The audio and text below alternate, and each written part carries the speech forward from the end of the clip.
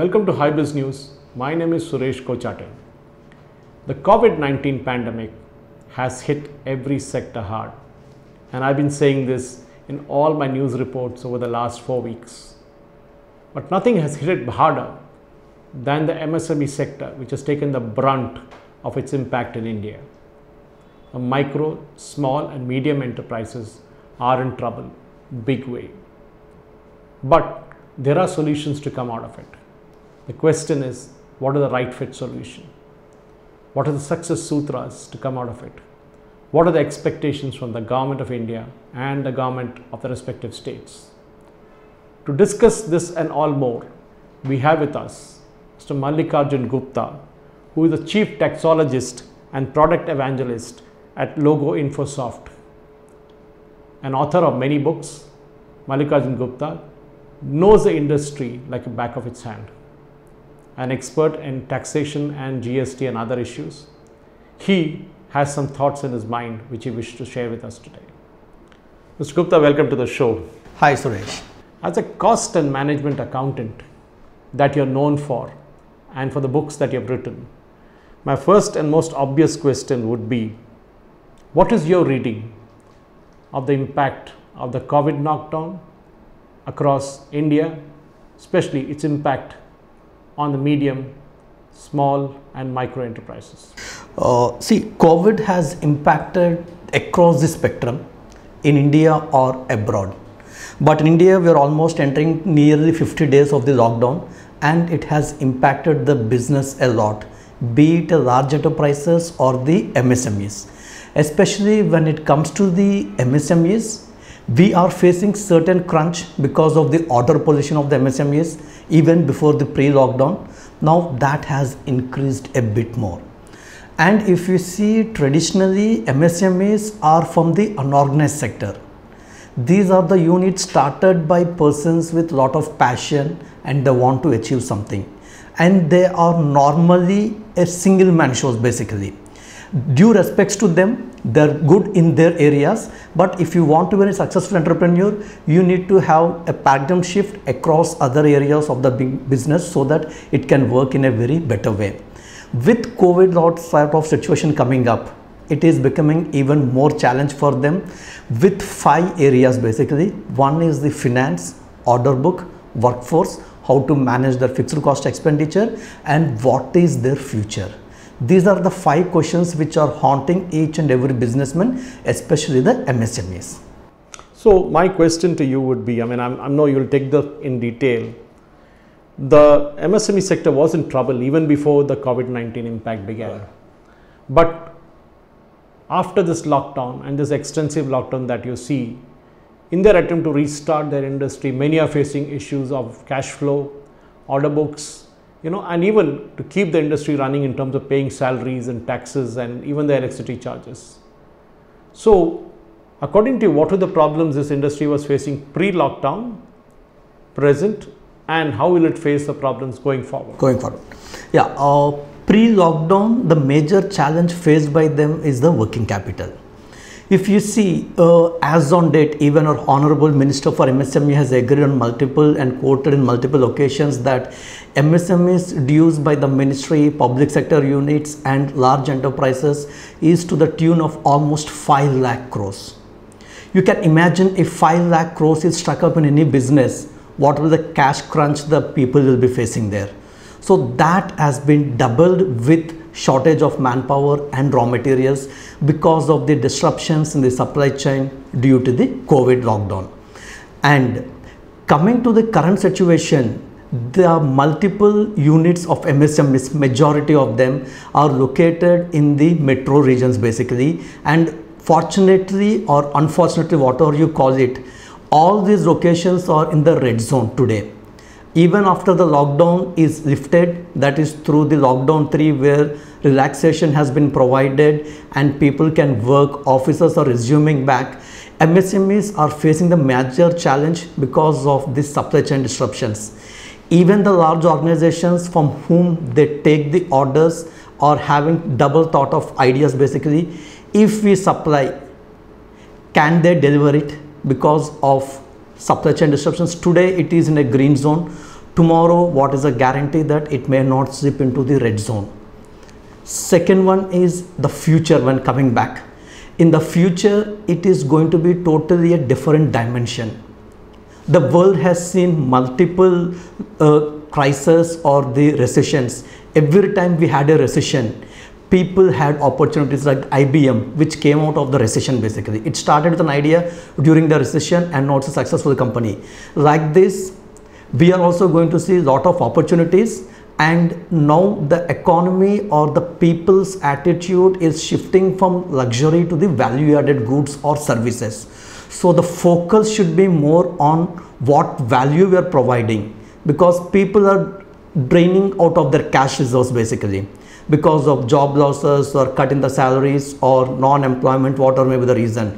So value addition is going to be very key factor and success story for the MSMEs. And if we are able to adopt to the new requirements of the market, then success does not have any stoppage for any of the entrepreneurs basically. Mr. Gupta, you're an expert in providing solutions. Your books also give a lot of gyan on this aspect. But I'm sure you never thought of anything like a COVID-19 when you used to write your books. So when you look at the MSME sector, because India hugely depends on the MSME sector, both for employment generation, both to provide new avenues of work. According to you, what should be the three-pronged approach? You speak of a three-pronged approach to the entire issue. What is this three-pronged approach? See, the three-pronged approach, I say that everybody cannot go on their own. We need the support. As we discussed few minutes back, MSMEs are started by persons with passion. Sure. Now, if I am an engineer, I may have an idea, I may develop that. But I may not have the required marketing skill set or how to raise my finances. So in that direction, for the MSMEs to be successful this pandemic, I would say that the extra mile should be go with the entrepreneurs, with the government authorities, and they need to take help of the professional bodies like the cost accountants or the chartered accountants or the various management consultants. This three-pronged approach will help them to tide over the crisis. If you see, typically, if I am running a small restaurant, now the restaurant is totally hit basically, especially the travel and the hotel industry. Sure. Now, I cannot stop payment of my salaries to my employees because the government mandate is there, and as a humanitarian grounds also, because they work with me throughout their ages, it's my responsibility to take care of them. Now, how do I make my extra money or extra buck? If you have seen it, one classic example will tell you how people are seeing it through a different dimension. Wow Momos is there. They're into a retail supply chain of restaurants where they supply these momos. Now they came up with an idea of supplying essentials basically. That way of extra thinking, or we call it as a pivoting basically. Pivoting means taking a deviation from what we are doing it. That pivoting is the need of the hour basically.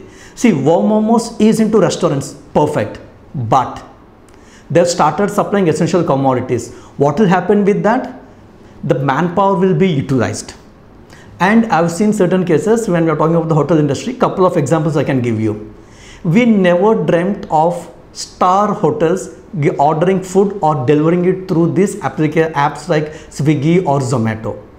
Why are they doing it? People cannot go out, or there are restrictions from the government because of social initiatives and all those things. But they have to run the show, they have to meet at least their fixed capital or fixed expenses. So if you order or deliver food through these mobile applications, that generates some cash flow and help them to tide over the crisis. Or I've seen in some cases where the chefs are conducting online cooking classes. So again, when they conduct online cooking classes, there may be some amount of revenue generated.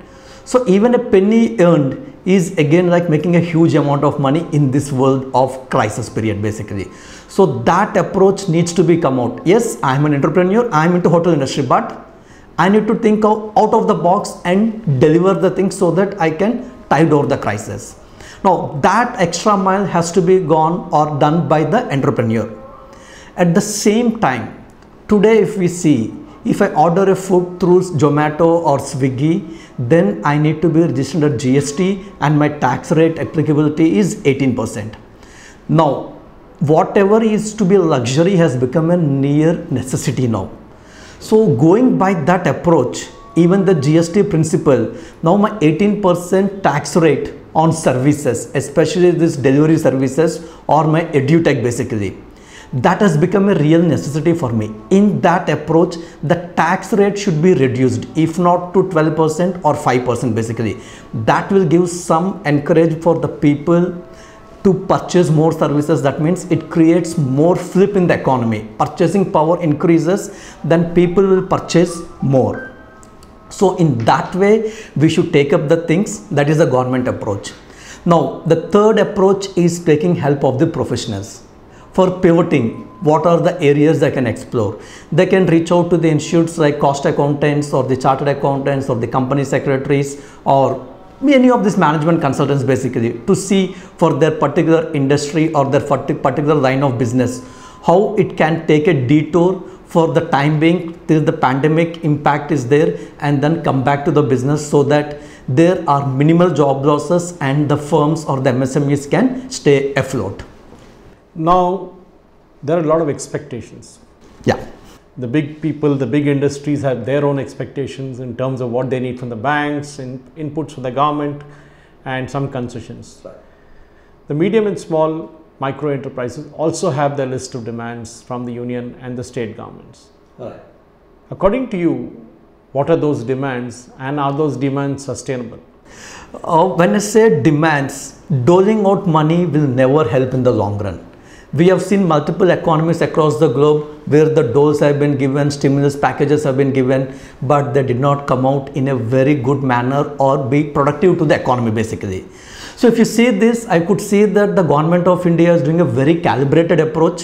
They're assessing the things at the minute level, and then they may be coming out with a package shortly. But keeping apart what government should do, as an individual or a human being, we always have a want. I want this. So similarly, the MSMEs also have few points where they wanted the governments to give them a helping hand. So first and foremost thing which comes here is the finance, again what we discussed. So whatever the pending dues for the MSMEs are there, once they are released, that will give them legroom to disburse their salaries or meet their operational expenditure. This will have a dual impact on the economy. One is salaries are be paying to the employees. That means there is no job loss or retrenchment or salary cuts. When these three are not happening, then there is a demand for the goods and services which impacts or which provides more thrust on the growth for more production basically. Okay. So that should be the overall idea. And if you see the government's idea of not to reduce salaries or pay salaries during this period is basically to keep the economy in the momentum basically. So if you're starting an MSME unit on your own, I know it's great to give advice, but the proof of the pudding is in eating. So what are the success sutras according to you of an MSME? See, first thing is the traditional model, whatever we had it, has to be revisited. Whenever there is a crisis, economic crisis especially, the way the business is doing has totally changed. Now, keeping in view of the low touch and less contact economy, we need to come out with solutions. Previously, I may be running a tutorial or a coaching center, but that is not going to happen. So I need to get into the online system basically. Similarly, suppose I'm a cost accountant and I'm a GST expert. Tomorrow, if I'm given a pink slip in the worst case scenario, let's assume it for the time being to answer your question. Okay. Now, what I should do? So I have the knowledge with me, I'm an expert. But at the same time, how do people know me that Mallikarjun Gupta is a tax expert or a management consultant? For that, I need to do the extra mile, go to digitalization. That means I need to create some methods on the digital platform. Maybe my website or regular posts on social media like LinkedIn, where my target audience is entrepreneurs or offices. If I'm into fashion, then I need to look into the Instagram. If I'm giving other services, I may explore Facebook. So I need to bring a collateral and a total visibility, basically what I am, how I am. And today, because of these job losses or salary cuts, there are many people available. So what extra service you can give to your clients apart from your GST? So that has to be built in, and an overall plan has to be worked out accordingly. And if I go to any bank, they will ask me to give me a projections for next 3 years. To be honest, the banks wants to safeguard their NPS. But in today's dynamic world, I may give numbers to the bank on a 3-year period, but I need to work on regular intervals, monitor it. I cannot have a business plan for 1 year and say that after March I'm going to revisit it. I need to see it in a short term, medium term and long term approach. So short term, what is the immediate requirement? I need to give my solutioning to the clients on that basis. Medium term, how can I scale up to the new requirements? Long term, once the stability comes, what are the new requirements and how to handhold them? So this 3-pronged approach again is going to be helpful here. The question is, at the end of the day, when the industry finally opens up, a lot of it has actually opened up in terms of staggered timing, 6 to 6 or 10 to 6, and then one shift maximum. Now they may move to 2 shifts later on. But everybody is talking of a before Corona and after Corona. Right. So if you look at and say the world is going to be different after Corona, according to you, what is going to be different? Simple example, people will be coming to malls or movie theaters. That is going to be history. Like we had before Christ and after the death of Christ, BC and AD. Now that the new norm is pre-Corona and post-Corona. Okay. So now if I see an office establishment where we used to have a swanky offices, that is nothing but extra cost on my office overheads, basically maintenance. So when people are talking of work from home, I think TCS somewhere made the announcement that 75% of the staff will work from home. Yes. In such a scenario, what happens to the real estate? What happens to the huge offices? See, there is a possibility that the prices are going to come down. See, the commercial prices are going to come down, no doubt in that. But at the same time, once this work from home becomes the normal routine, new norm if you call it, then what happens is people are coming to the cities because of my office. Now if it is a work from home, if I have a good connectivity, I can go back to my village or my town basically. So there will be an exponential growth of real estate in the residential sector after the lockdown basically. Because I need not spend 80 lakhs or 1 crore to buy a 3 BHK apartment. I can pretty well go to my hometown like Karimnagar or Warangal and purchase a flat with 40 lakhs or 60 lakhs. At the same time, people seeing or staying in the cities also, they may not have a proper working environment. Now they need to have a proper work home office basically. So again, they need to migrate from 1 BHK to 2 BHK to have a home office. And the buck does not stop there. I need to have a comfortable chair so that my back does not ache if I sit from morning 8 to evening 8. So these are the allied industries which are going to get a growth. So likes like IKEA and all will tend to make money, yes. And everybody will shift to furniture shops and shift into making a home office for you. Yeah, home office. So that is the new opportunity, the new norm I can call it. Okay. Mr. Gupta, you really talked about the entire gamut of across the industry impact on the MSME sector from a financial perspective. But if I ask you to put this final question across to you in terms of having an answer and asking you this final question about, will the Indian industry survive this entire backlash from the COVID-19 and the lockdown that followed? It will survive. To be honest, this is a blessing in disguise for us basically. The reason is the way we are doing businesses, the way we are interacting has totally changed. New dimensions coming to picture. And if you see the global economy basically, India has lesser exports compared to the global market. So whatever we produce, even if you are able to consume the same thing, that means the GDP is going to be plus minus the same amount basically. So there may be a downfall in 1 or 2 quarters, but post that the momentum is going to pick up.